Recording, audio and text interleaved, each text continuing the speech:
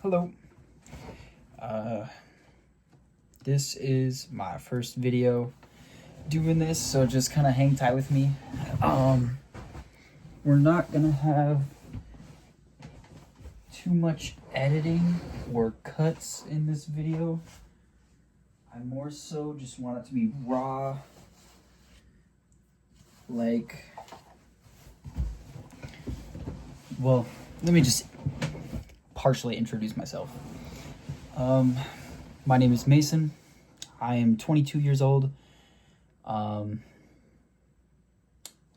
I work at a bank and play video games. So, yeah. Basically, what the purpose of this is, I've been feeling this urge, this calling to explore my faith.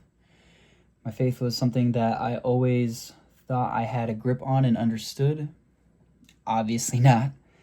I grew up Lutheran, very loosely. Never really was like involved with the church. I mean, I did a play. I went to Sunday school. I took communion. You're pretty generic, like Christian. But this is more so just for myself to process my thoughts and figure out where I'm going wrong with my study of the Bible. To give you a frame of reference of why I am studying and trying to get more involved with my faith. I am a lusting, liar, prideful, judgmental, deceiver. A lot of the things that I do in private. So a lot of people on the outside see me as a very good person, very trusting person, and that's just not the case. A lot of my sin I do in secret. I don't know how much detail I want to go into it. We maybe can go into more detail in other videos through certain passages, can bring things up. But yeah, I have not lived the greatest past 2 years. And so just trying to find God, I guess, like get a grip with God. So this is just going to be, the title of this video I'm thinking right now is The Path to Becoming a Righteous Man.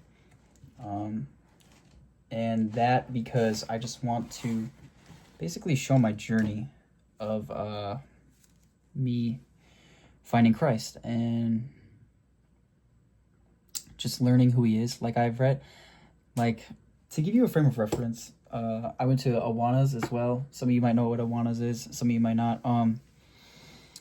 That was more so like, kind of like Sunday school. You'd go on a Wednesday night, memorize some Bible verses, sing some songs. Sunday school was kind of the same. But as I'd say when I hit like 21, no. So it's December. When did I start reading? Probably September this year. I started reading John, and I realized how little I really know and how uninvolved I actually am with my faith. Don't remember the last time I went to church.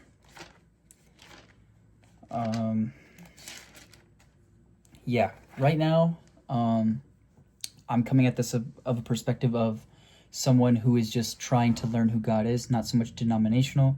I have a lot of Catholic friends who have told me to convert Catholic. That is something I took into consideration, but something I haven't stuck with. But yeah, we're starting. I've read Matthew, half of Matthew, all of John, half of Acts. Don't really remember them. And I've read Genesis and half of Exodus.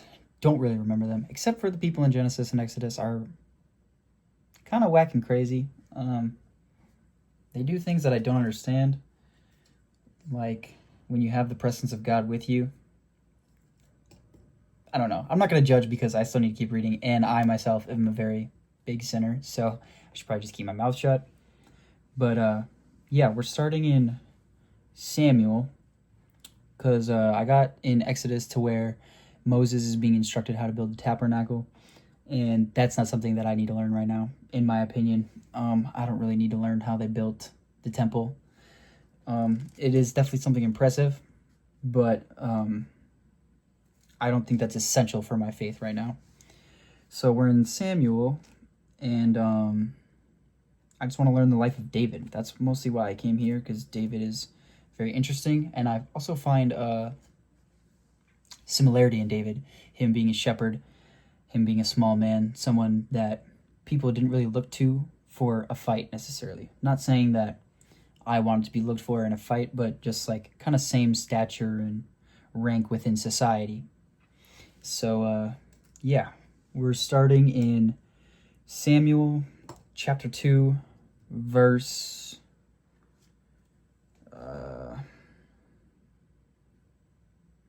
we'll start at verse 16.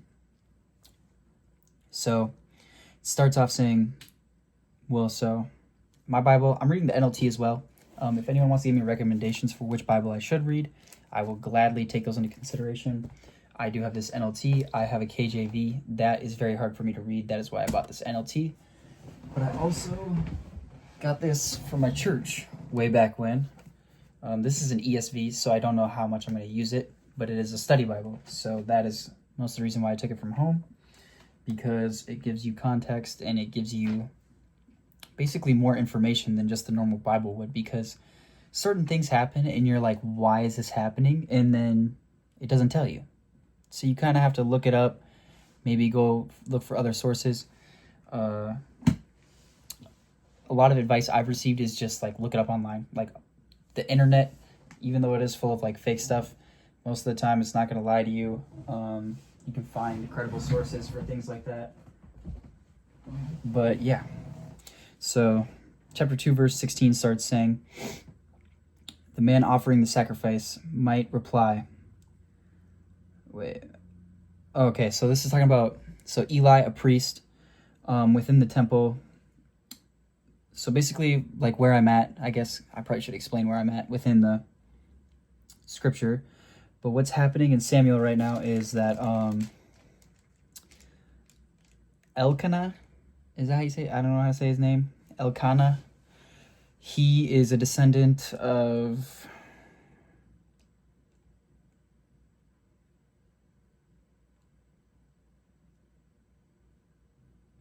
Jeroham. He's the son of Jeroham. He had two wives, Hannah and Peninnah. Don't know if that's how you say that. But basically, he had these two wives, and Hannah could not give birth. And she prayed to God for a son. And she promised God that if he gave her a son, that she would give her son to God. And so that's when she had Samuel. So she gave up Samuel to the Lord. She weaned him first. I don't know how long of a time period that is. I think Samuel is 7 at this point, 7 years old. I'm not too sure, but she brought him. So Eli is a priest who saw Hannah when she was praying for her son, Samuel. And the priest was basically like rebuking her because he thought she was committing witchcraft, I think.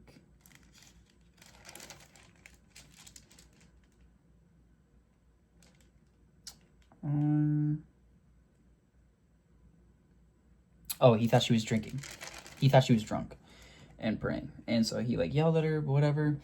And yeah, he's just a priest. That's like his kind of connection, is like he met Hannah when she was praying for Samuel to like her son, to have her son. And then so once she had him, she weaned him and then gave up Samuel to Eli the priest, basically for him to learn under Eli and get close with God. And so where I'm at, Eli's sons, who are also supposed to be priests, they are treating the traditions within the temple like they're just not following them. So like I don't know all of the rules within the Sabbath. I think this is the Sabbath. But basically his sons, like, So like all the fat of an animal had to be burned off. That I don't really understand. That's something I should probably look up too. But all the fat of an animal that is being offered to God needed to be burned off first. So like they would steal, like they would have their servant go and just take people's offerings, even if the fat hadn't been burned off, even if it wasn't burnt. Like they would take it and then roast it and eat it. And yeah, so we're at a point where the servant would demand raw meat before it had been boiled so that it could be used for roasting. Verse 16 starts, "The man offering the sacrifice might reply, 'Take as much as you want, but the fat must be burned first.' Then the servant would demand, 'No, give it to me now, or I'll take it by force.' So the sin of these young men was very serious in the Lord's sight, for they treated the Lord's offerings with contempt. But Samuel, though he was only a boy, served the Lord. He wore a linen garment like that of a priest. Each year his mother made a small coat for him and brought it to him when she came with her husband for the sacrifice. Before they returned home, Eli would bless Elkanah and his wife and say, 'May the Lord give you other children to take the place of this one she gave to the Lord.' And the Lord blessed Hannah, and she conceived and gave birth to 3 sons and 2 daughters. Meanwhile, Samuel grew up in the presence of the Lord." And something I kind of like played with, like toyed with in my mind, is that you can ask. So like Hannah prayed for a son. So like I find myself praying for things a lot without giving anything up. Hannah didn't necessarily give anything up, but she prayed for a son and said, even though, like she didn't say this, but like in my head, like this is what she's thinking, like she's just wants a son, right? So God will provide her with a son, but she's saying like, I will give you my son because you are God. Like God is of utmost importance. God created us. So her praying for a son and yet giving him up shows her humility with God. Like she's asking, but she's not asking from a place of neediness or pride. She's not saying, "Lord, give me a son." She's saying, "Lord, if you give me a son, I will give him to you." Essentially saying like not praying to God from a place of pride or human thought. Like she's not going out of a place of her own personal interest. Like she is obviously because she wants a son, but she's saying to God, like, "I will give you my son." And that really struck me. Like I find myself asking for a lot of things when I'm praying. I haven't prayed in a long time either. This morning I tried to pray. It did not go well. If you want a frame of reference, I saw a video of this guy who was like getting scammed by a cultist, and the cultist told him to pray like this, so I thought I'd give it a try, see if it works, like show my humbleness. That's another thing I've been working on, is trying not to be so performative. But I literally got down on the ground like this and just kind of spoke my thoughts, which, as probably 90% of you just watching that could tell, it did not work. But yeah, like coming from that place of asking without needing the reward. Essentially, yeah. Because she's saying, like, I want a son, but he doesn't even have to be mine. He can belong to you, to God.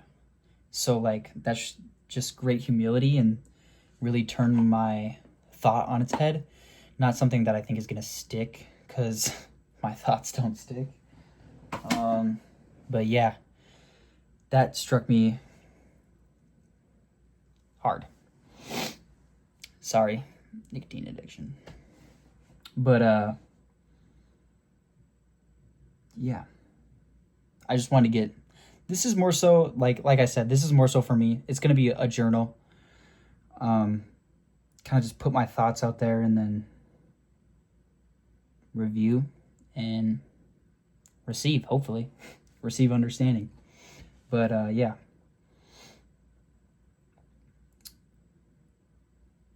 And then so we ended at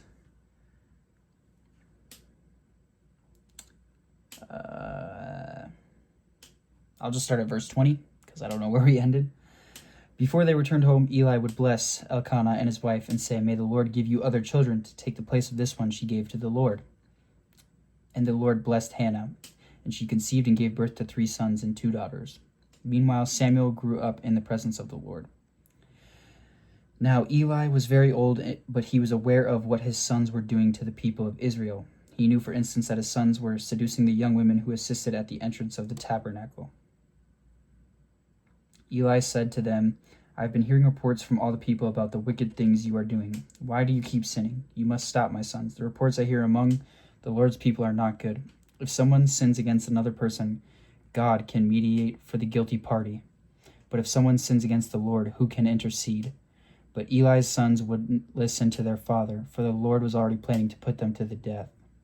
Meanwhile, the boy Samuel grew taller and grew in favor with the Lord and with the people. Okay, so boom, question right there.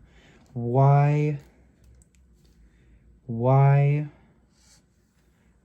was God planning to put Eli's sons to death?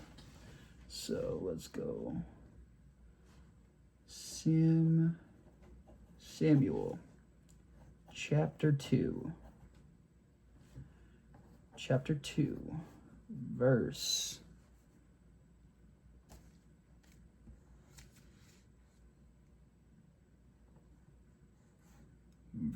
25.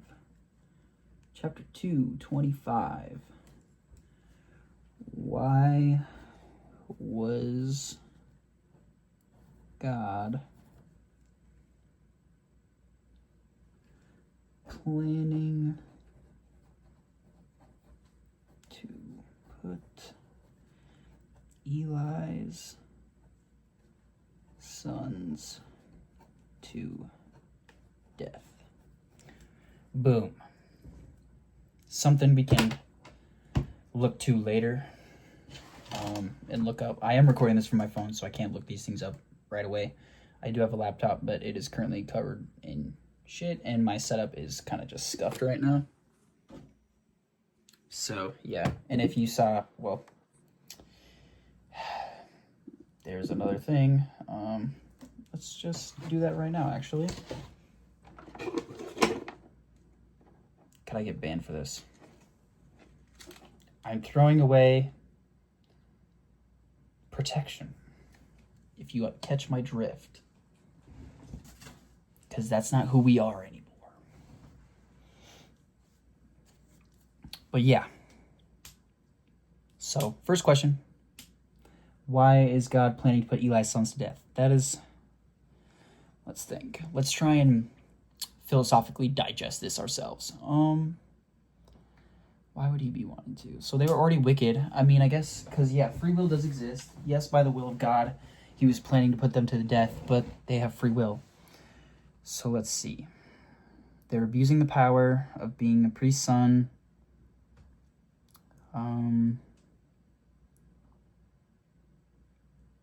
So in their own wickedness, they couldn't be saved, I'm guessing. Because even though it says the Lord was already planning to put them to death, free will still exists. Free will existed as soon as humans were created. So I would say he planned to put them to death because he already knew what was happening and was going to happen with Eli's sons. Yeah, I would just say that God already knows what's going to happen. Since he is all omnipotent, all-knowing, he already knows what's going to happen with them. So he would rather show his justice. This is the Old Testament, by the way. This is without Christ. So God is a lot more of a force in the world. He actually does things. He doesn't influence the world like he did in the Old Testament. I think. I'm just guessing at this point. But yeah, so verse 27 starts saying, with a header of a warning for Eli's family. Verse 27 starts saying, "One day a man of God came to Eli and gave him this message from the Lord. I've revealed myself to your ancestors when they were Pharaoh's slaves in Egypt. I chose your ancestor Aaron." So a lot of this stuff I might not know because I only read half of Exodus, and it's hard to memorize everything when you're consuming all this information. I should probably be rereading stuff. I do have some things highlighted. I also skipped Deuteronomy and Numbers. As we discussed, I want to read about David. So, yeah. But we'll have to go back. And obviously, this is also hopefully going to be a lifelong thing. Obviously, this will be a lifelong thing. I don't think I will ever quit studying the Bible at this point in time. I'm still unsure. But, yeah. So, to continue, sorry. My brain is also all over the place a lot of the time. So, yeah. If this is very confusing to watch, I'm sorry. I'll try to make it more formal and better put together. But, we continue saying...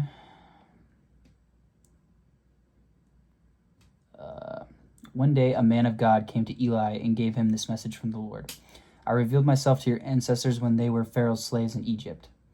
I chose your ancestor Aaron from among all the tribes of Israel to be my priest, to offer sacrifices on my altar, to burn incense, and to wear the priestly vest as he served me.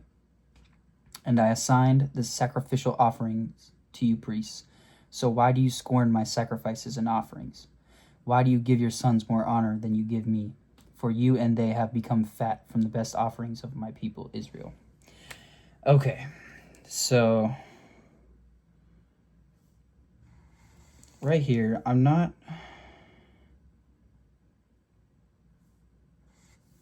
here's another question.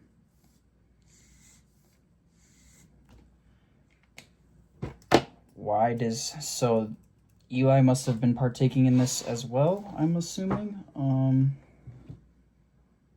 Why do you give your sons more honor than you give me? For you and they, why do you scorn my sacrifices? Chapter 2, verse 29. Chapter 2, verse 29.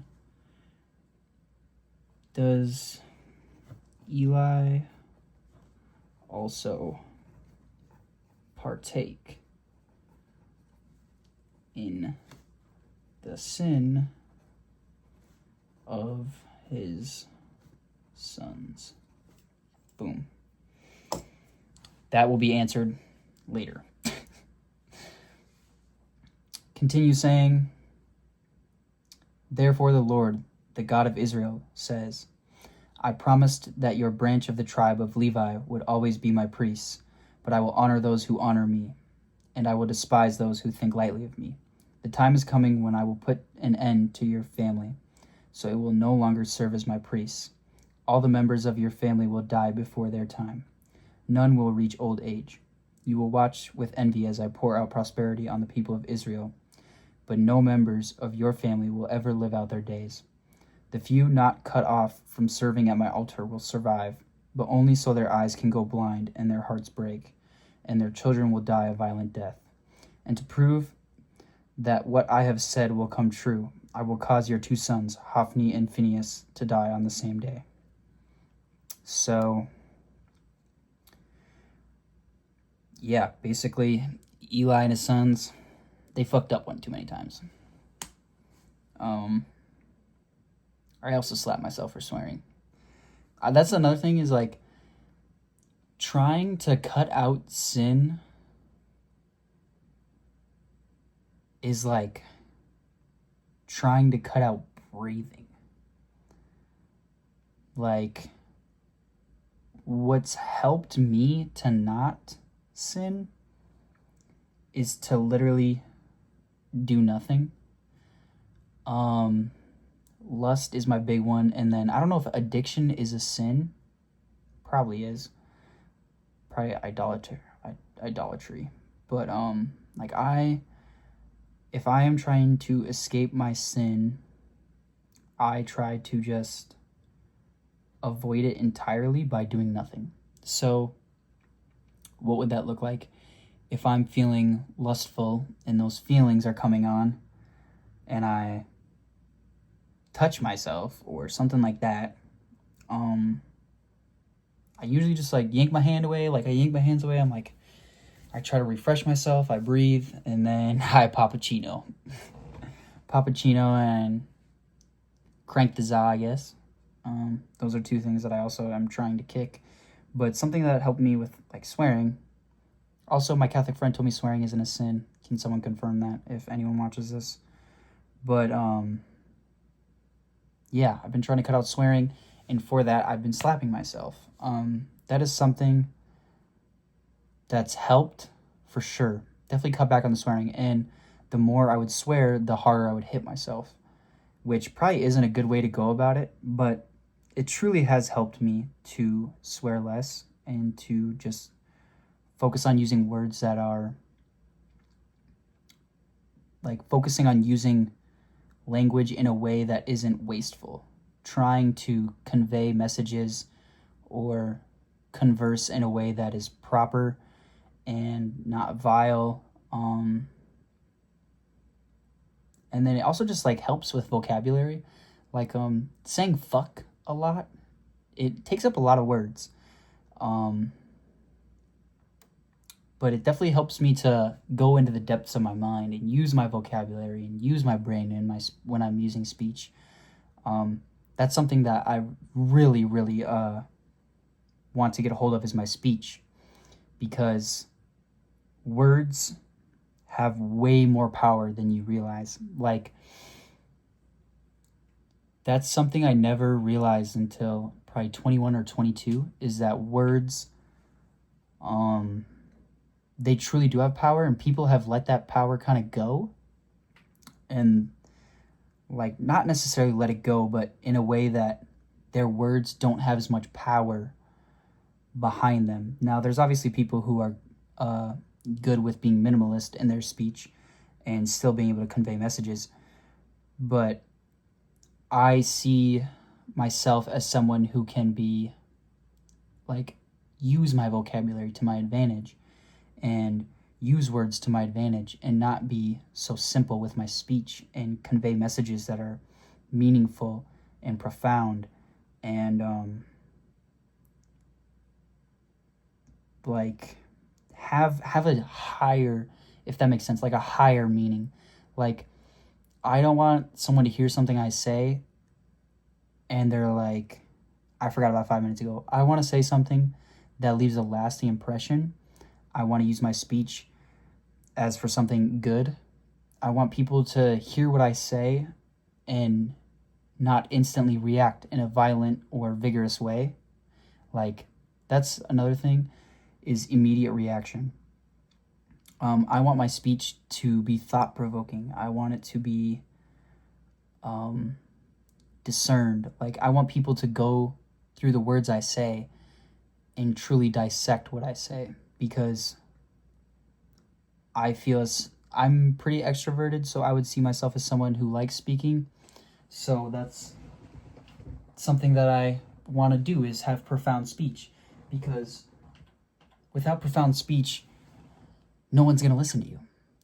If you're saying fucking shit all the time, yes, with common people, that kind of language, like, goes around, obviously. Like, when I was younger, I would try not to swear in front of adults, and then I got to age 18, 19, I started swearing in front of adults, and it made me feel comfortable in that, in cursing and using foul language, and it made me comfortable and not wary of what I was saying either. I would just say things. Like, I wouldn't be wary of what I was saying. I wouldn't be thinking of what I was saying. I would just say things because I was so minimalist in my speech. But, holy, we're going on some crazy tangents. About this passage, I would say that this is the cause of their own doing. This is the cause of, I would say, kind of like my speech. It kind of connects that way, that you do something and it gives you that like little dopamine. Maybe not dopamine, but it gives you that little hit of like feeling good. Like when I would be like, fuck. Like, if I'm playing a video game and I'm like, fuck, it gives me that urge that I need to fulfill. if I react angrily and violently with simple speech and curse words, it would give me that feeling of almost power and make me feel like I have power over myself. But yeah, I see that correlation there. Giving in to things that are simple and easy are just not good for the soul, I guess. I'm not sure, but I definitely want to write a note there, actually.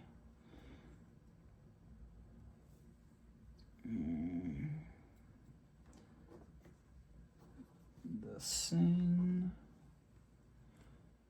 of I don't know. I'm not gonna write that down right now.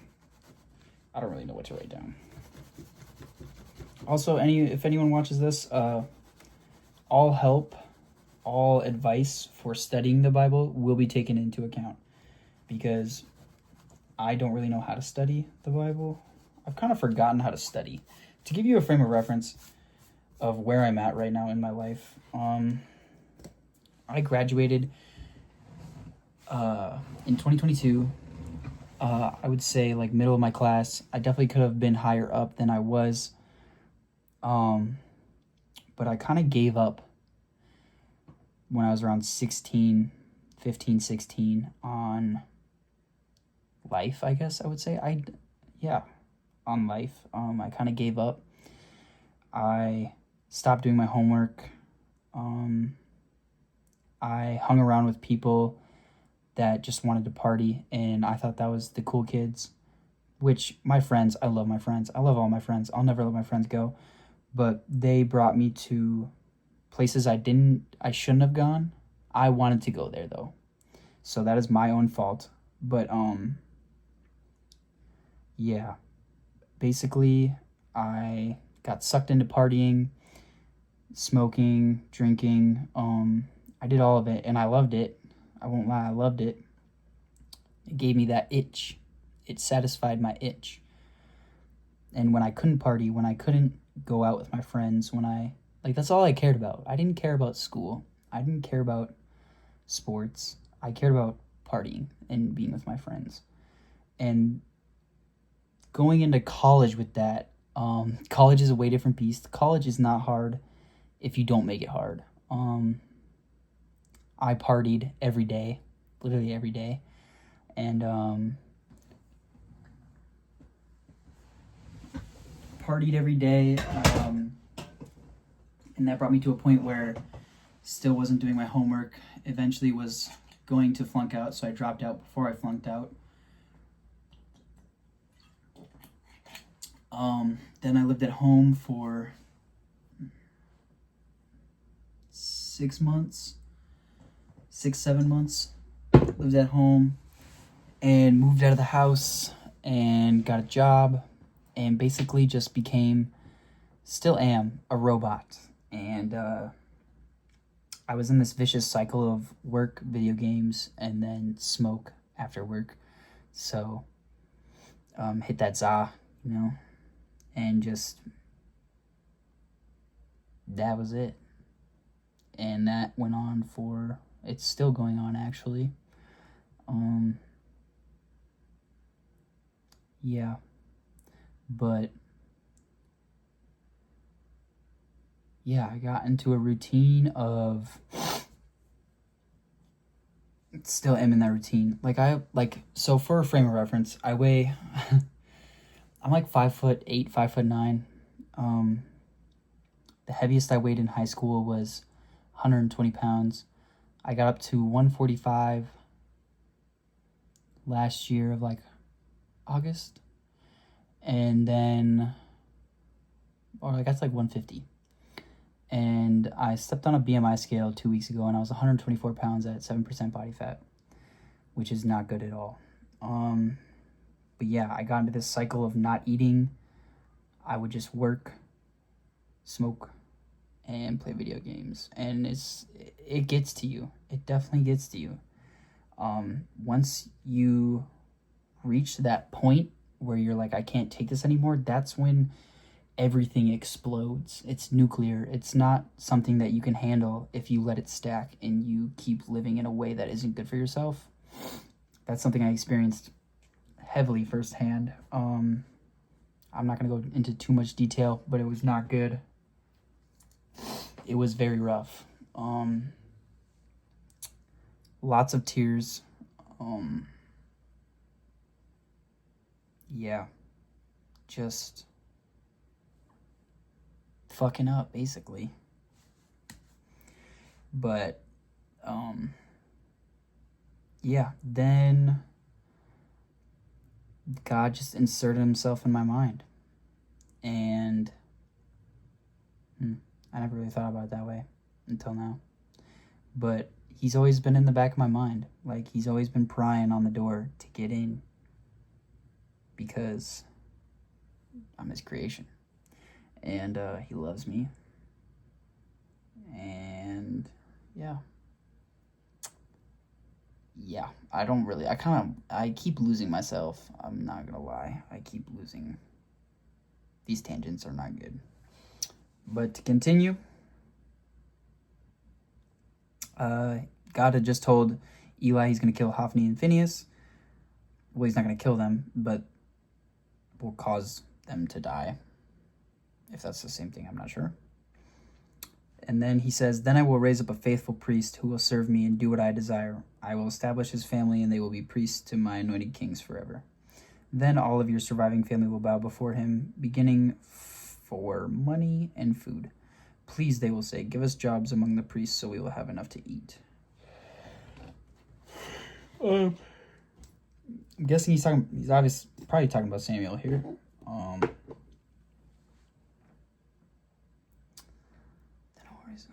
Faithful priest. Yeah, probably prophesying about Samuel.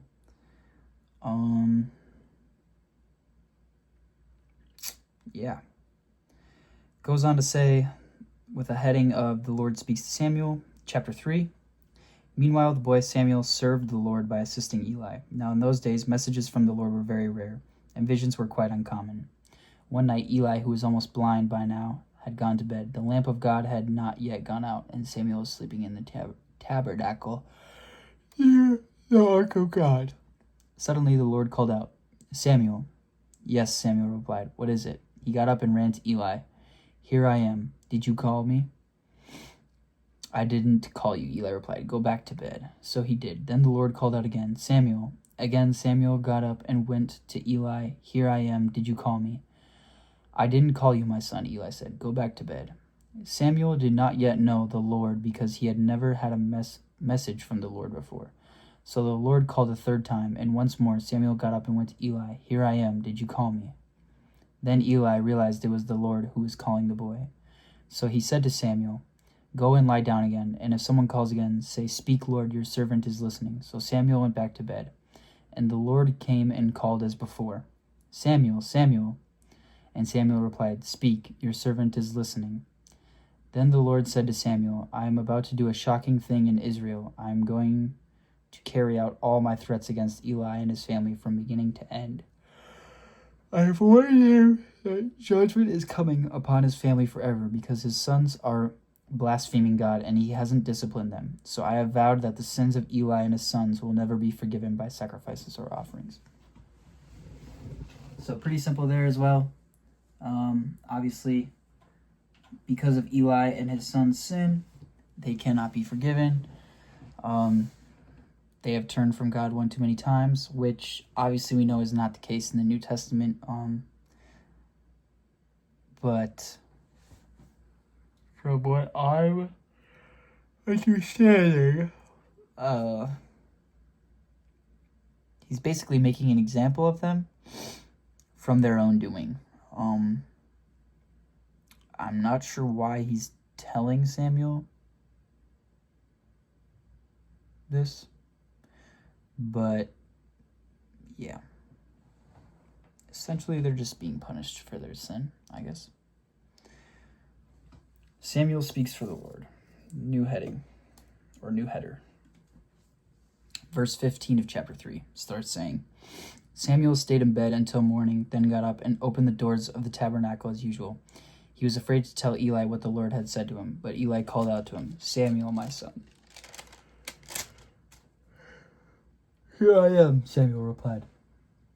"What did the Lord say to you? Tell me everything, and may God strike you and even kill you if you hide anything from me."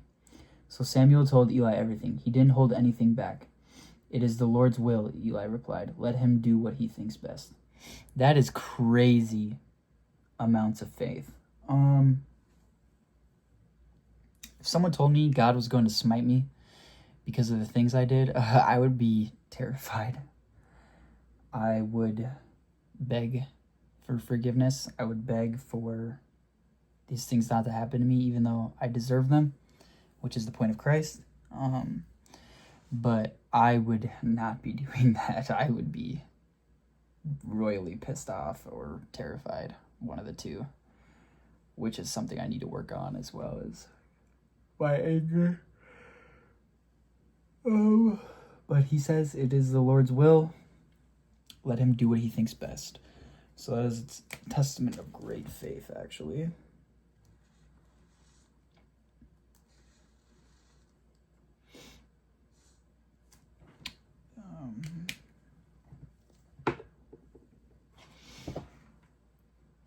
Chapter 3, verse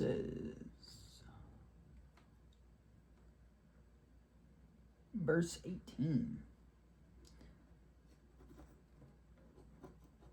Eli shows great faith despite him and his son's shortcomings.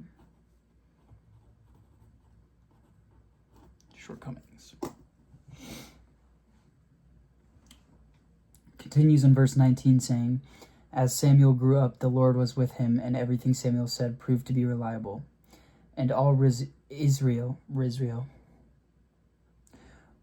Israel, from Dan in the north to Beersheba in the south, knew that Samuel was confirmed as a prophet of the Lord.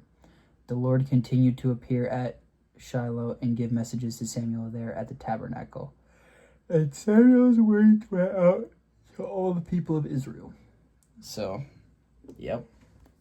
I guess we know who the great priest is.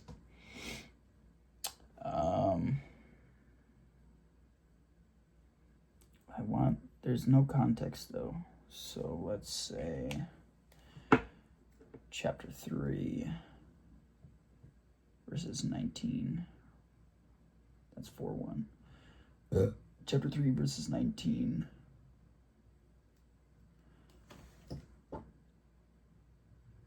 Chapter 3, verses 19 through 21.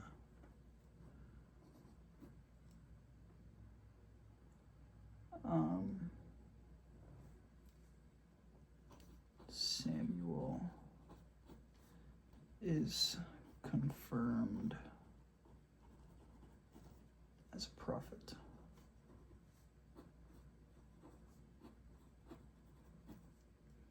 Samuel is confirmed as a prophet. What things did Samuel do?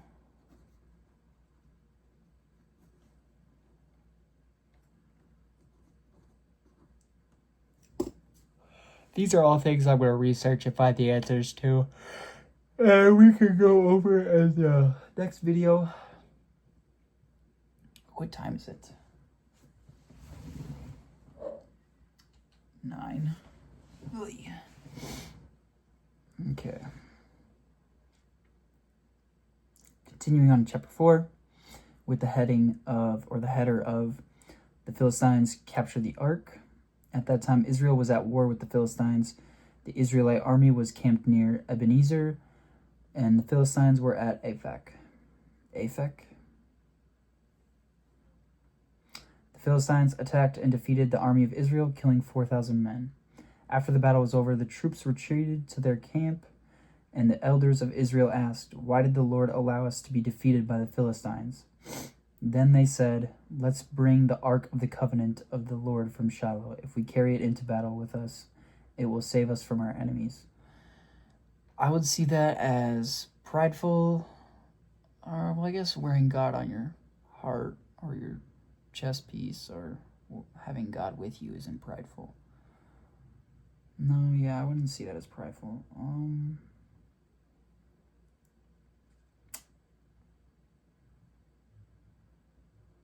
Why did the Lord allow us to be defeated by the Philistines?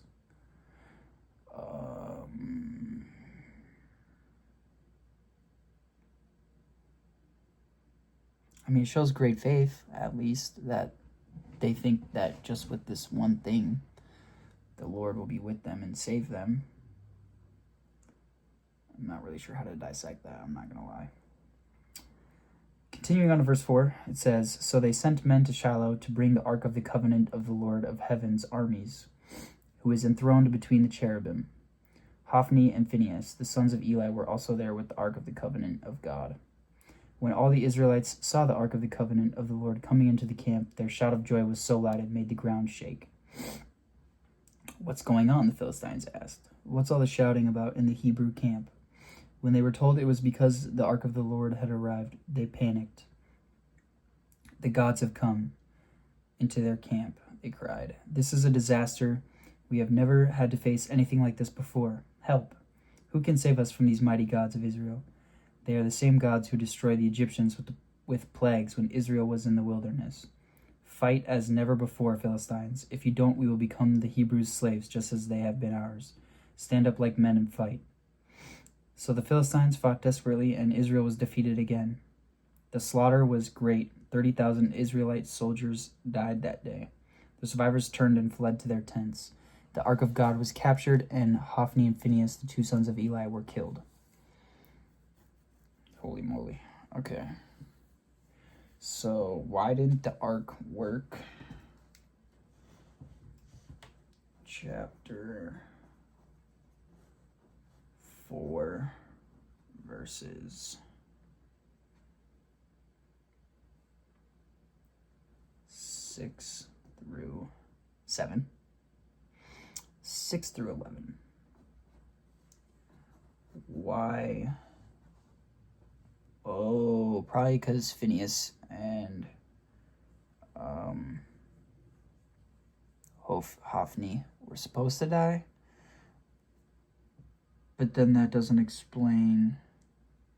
So they show faith in bringing the Ark of the Covenant and still lose, with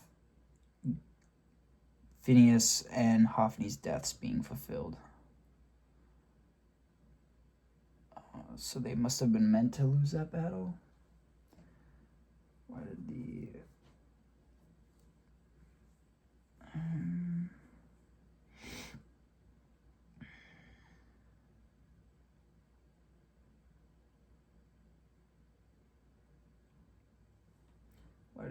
Ark of God not save the Israelites?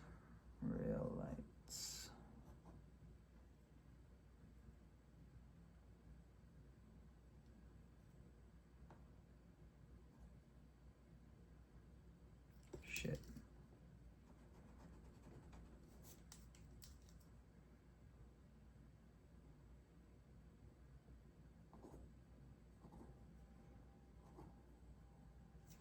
Okay. Continuing on with the heading of the death of Eli, or the header. I keep saying that.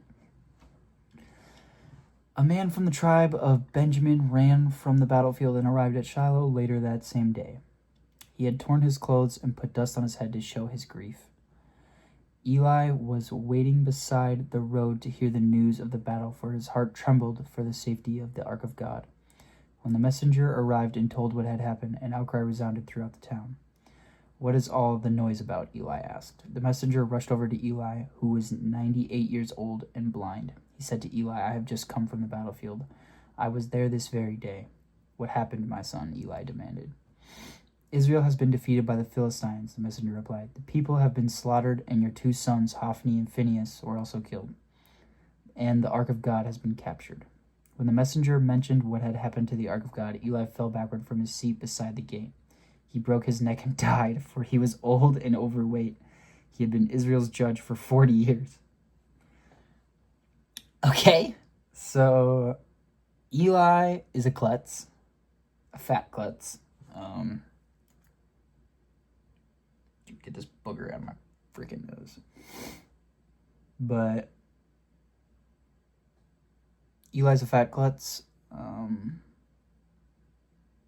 Bro broke his neck falling out of a chair. That was also said by God that he would die, so I mean, kind of makes sense.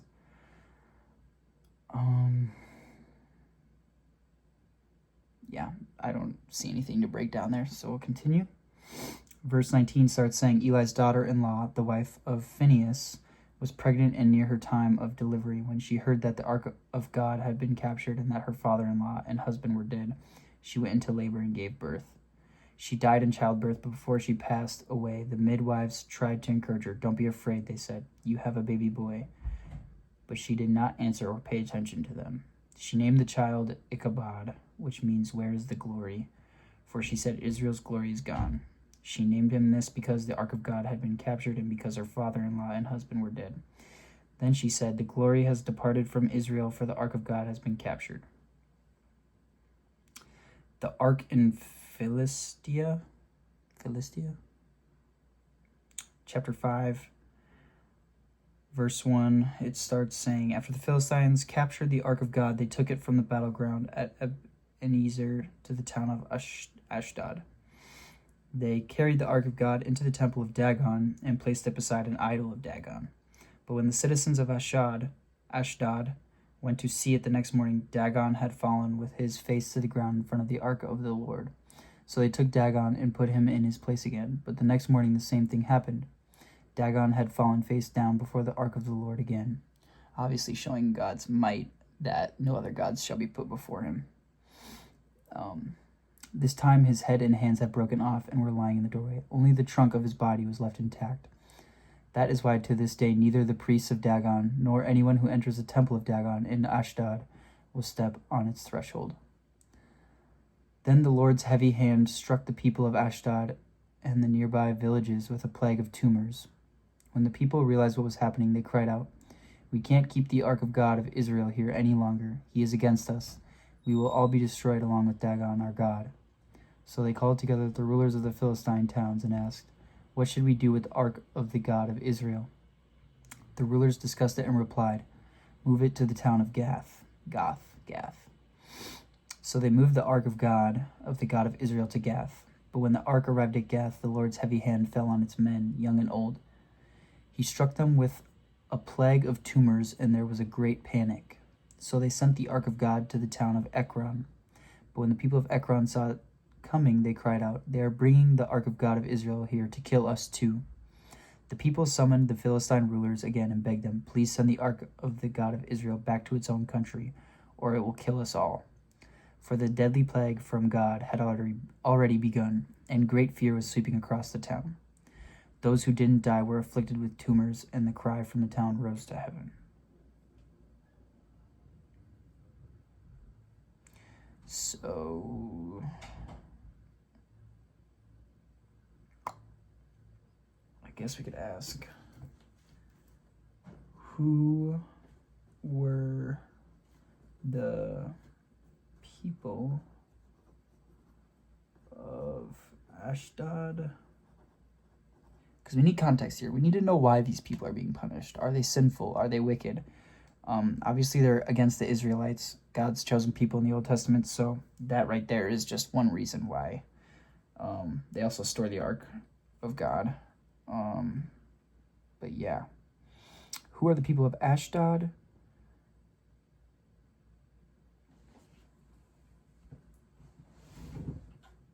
Who are the people of Ashdod?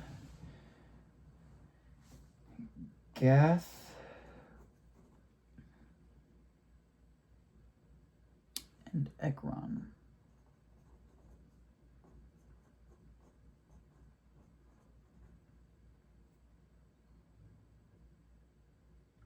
Who are the people of Ashdod, Gath, and Ekron? We'll find out their backstory.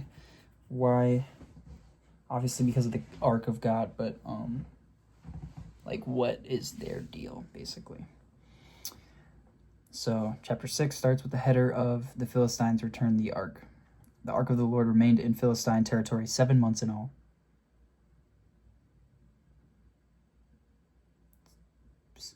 Why not 6? 6, 7. That was a really bad 6, 7. Forgive my intrusion into your brain and into the cringy side of your brain. Then the Philistines called in their priests and diviners and asked them, "What should we do about the ark of the Lord? Tell us how to return it to its own country." "Send the ark of the God of Israel back with a gift," they were told. "Send a guilt offering so the plague will stop. Then if you are healed, you will know it was his hand that caused the plague." "What sort of guilt offering should we send?" they asked. And they were told, "Since the plague has struck both you and your 5 rulers, make 5 gold tumors and 5 gold rats, just like those that have ravaged your land. Make these things to show honor to the God of Israel. Perhaps then he will stop afflicting you."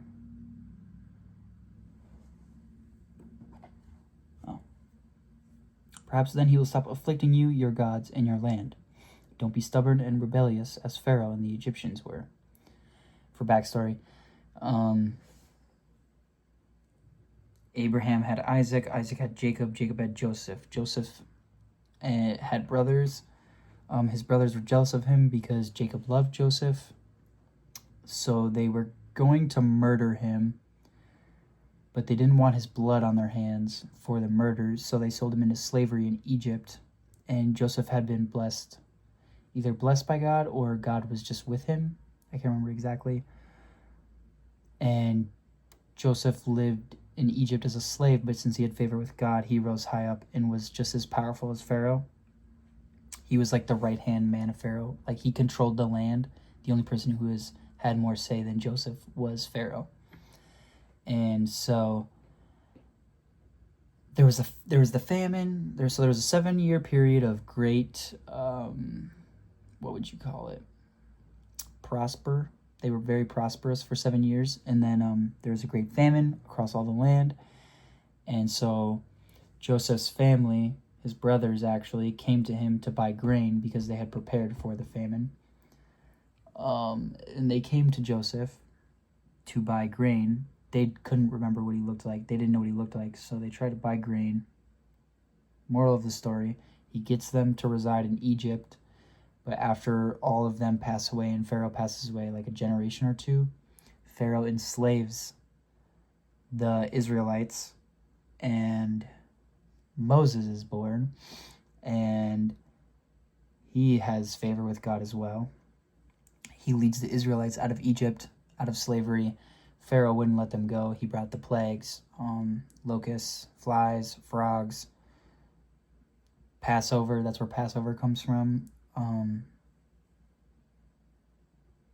Yeah. And then they left Egypt and resided in the land of Canaan, as far as I know. I didn't read all of Exodus because I got bored when they were starting to be told to... so they hadn't made it to Israel yet, I think. I think they were still living in the wilderness. But, yeah, they hadn't made it to, like, the promised land yet, I guess, is what you could say. But that's the backstory for that. Like, why the Egyptians? Like, why do people speak about the Egyptians when they're dealing with the Hebrew Israelites? Continuing, don't be stubborn and rebellious as Pharaoh and the Egyptians were. By the time God was finished with them, they were eager to let Israel go. Now, build a new cart and find 2 cows that have just given birth to calves. Make sure the cows have never been yoked to a cart. Hitch the cows to the cart, but shut their calves away from them in a pen. Put the ark of the Lord on the cart, and beside it place a chest containing the gold rats and gold tumors you are sending as a guilt offering. Then let the cows go wherever they want.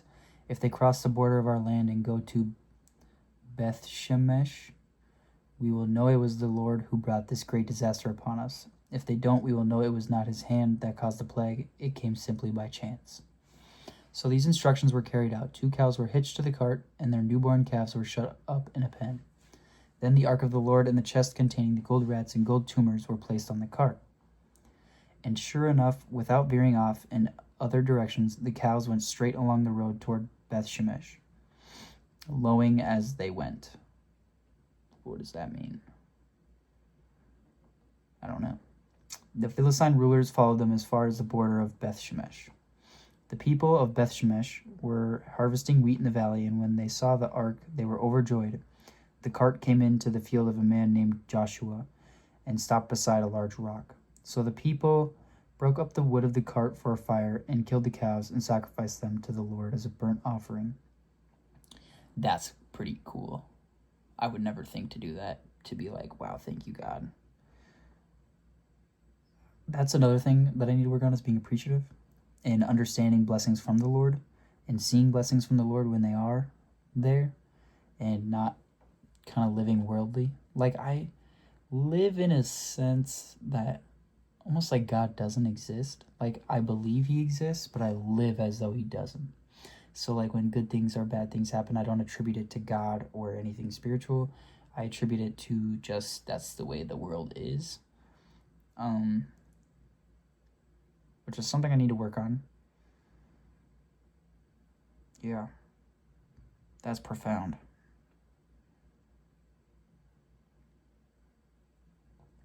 Continuing, verse 15 starts saying, Several men of the tribe of Levi lifted the ark of the Lord and the chest containing the gold rats and gold tumors from the cart and placed them on the large rock. Many sacrifices and burnt offerings were offered to the Lord that day by the people of Beth Shemesh.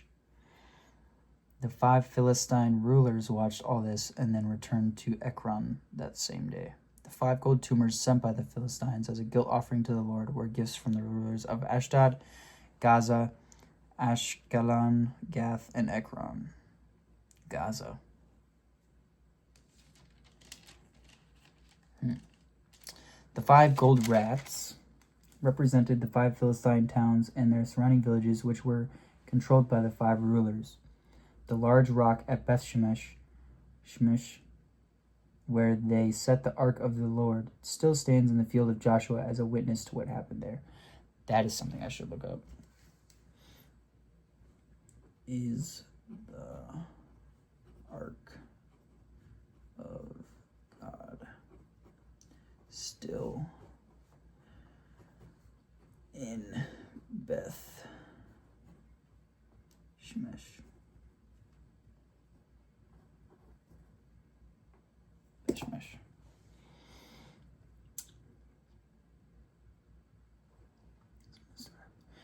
Verse 19 starts with the header of the ark moved to Kirith.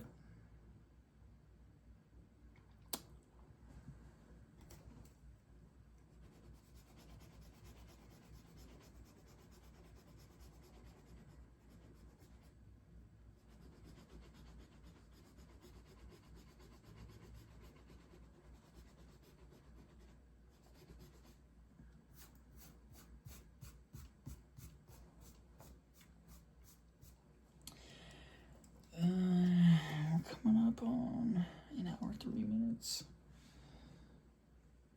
We'll finish this header.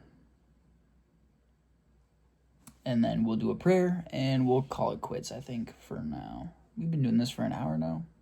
I would say that's long enough. No? Yes?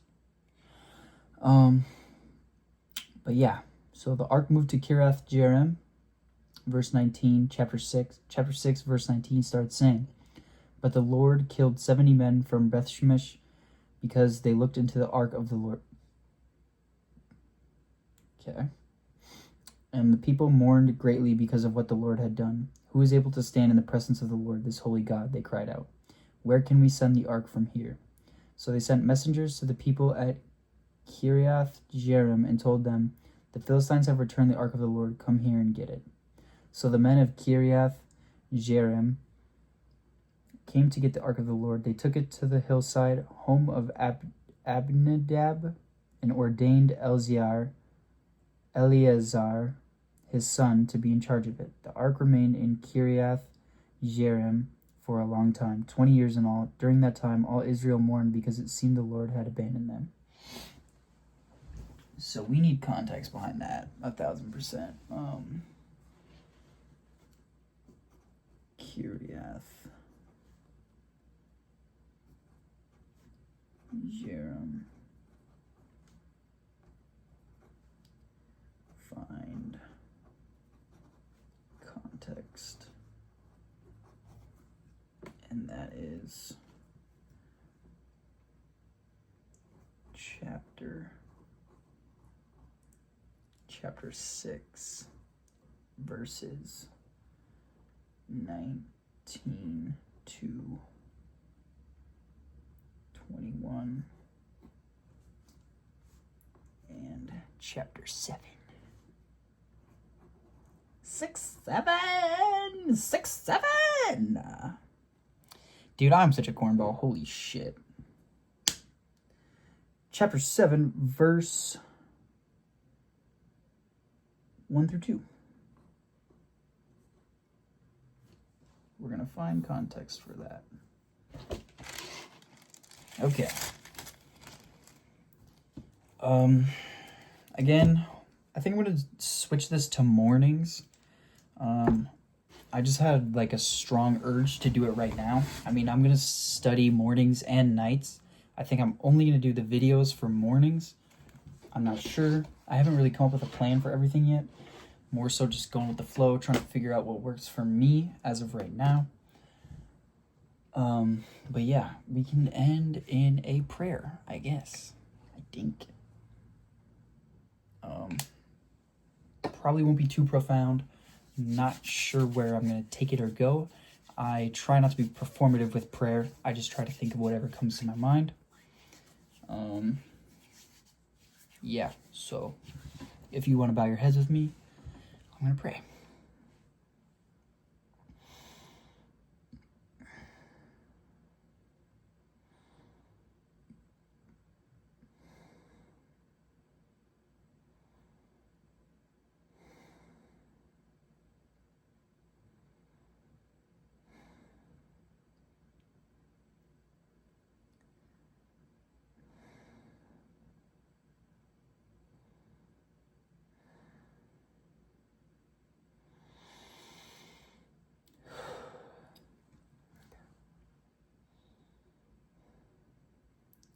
Dear Heavenly Father, thank you for giving me the opportunity to go on this journey of understanding and figuring out who you are, and understanding and figuring out myself and where I fit into the puzzle of your creation. Thank you for my family. Thank you for the opportunity I've been given in my lifetime that I have wasted, and I apologize for the opportunity that I have wasted. Thank you for your unending forgiveness, Lord.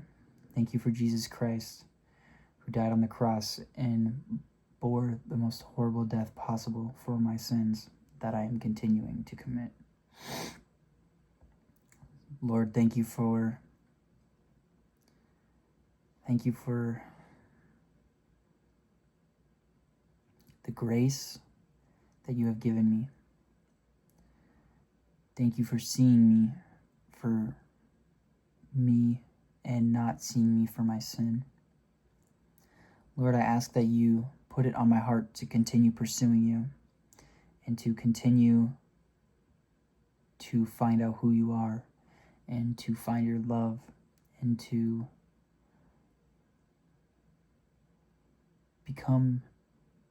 find a relationship with you. Lord, I ask that you give me strength, you give me wisdom, you give me the ability to pause and think and discern. Give me the opportunity to reflect and be wise. Lord, I also ask that you assist me in my journey. I ask that you make me prosperous and hold on. I'm in my head. This might get edited out. I don't know. This is kind of going to be like a journal. Like I said, like this is going to be a journal for me, and then hopefully a guide to others like me who aren't, I don't want to say aware, but aren't like as vested, maybe is the word, in this. So that's kind of why I stopped that prayer. It felt performative. It felt unnatural, probably because I'm doing it on camera. I'm not sure if you're supposed to pray on camera. But it didn't feel right, so I'll pray after. But yeah, this was a great experience for me. I'm definitely gonna have to go back and read a lot more. None of really what I read stuck, except for that Eli and his sons, pretty bad people. Samuel is in the favor of God. God's enemies will always lose as well. Another enemy felled to God. Some other takeaways could be showing great faith, like again with Hannah, even when there isn't a reward for yourself as much as for the Lord. So, and what I mean by that is that, like, imagine let's try and find a parallel for this. So she wants a son, but she's going to give him to God. That's like, I would say that's like getting paid at your job and giving to charity. You go to your job and you work for money to sustain yourself and supply yourself. Same as Hannah wanted children to fulfill herself and to fulfill her duty to God. But things that you want or may need should ultimately be given to God. You should give your everything to God. So that's the correlation or parallel I would put there, like giving to charity, donating to your church, giving away what you are asking for is a test of great faith and great resolve, I would say. Something to hold on to for sure. Like the things that you want, you can have, but ultimately you will have to give them up to the Lord. And yeah. But yeah, I'm also going to try, I don't want this channel, like these videos, these specific videos will be mostly a journal, will mostly be for myself and others to kind of help themselves. But I also want to, low-key, like my dream has been to be like an influencer. I've low-key thought about pastoring. But yeah, this won't stop. So hopefully you were able to pull something from this. Hopefully you were able to discover something. Hopefully you were able to reflect in yourself. Hopefully this gave you something to learn about yourself. But yeah, whoever watches this, thank you.